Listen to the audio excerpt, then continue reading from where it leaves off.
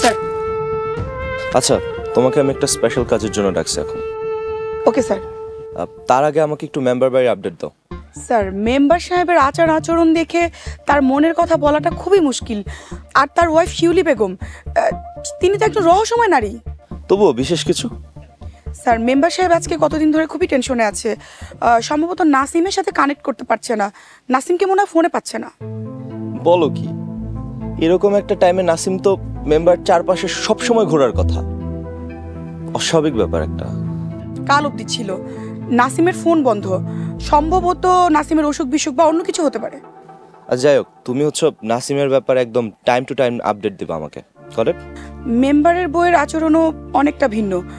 তিনি চেয়ারম্যানের বউ হওয়ার জন্য প্রস্তুতি নিচ্ছেন। আচ্ছা শোনো, আমি যে কারণে তোমাকে ডেকেছি। Yes sir.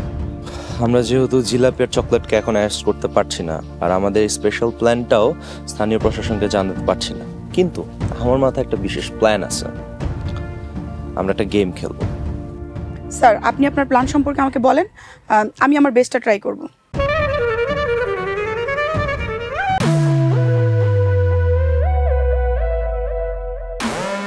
তুই যদি চকলেটের লোক হয়ে থাকস তাহলে তুই ভালো করে জানোস তোর এই হাতির পিস্তলটা আমার কাছে খেয়াল না। আর যদি তুই অন্য কেউ হয়ে থাকস তাহলে তোরে বইলা দিতাছি, তোর এই জানটা লয়া পালা। কিন্তু আমি তো তোমাকে নিয়ে যাব। কাল নির্বাচন, আজ রাইতে আমি চাইতাছি না আমার এই হাতে রক্ত লাগাইতে। তোরে আবারও কইতাছি তুই এদিক খানতে চলে যা। তোমার হাতে রক্ত নয়, আমি অন্য কিছু লাগাবো। হোল্ড! পালা পালা! আইলে কিন্তু গুলি করে দেবো।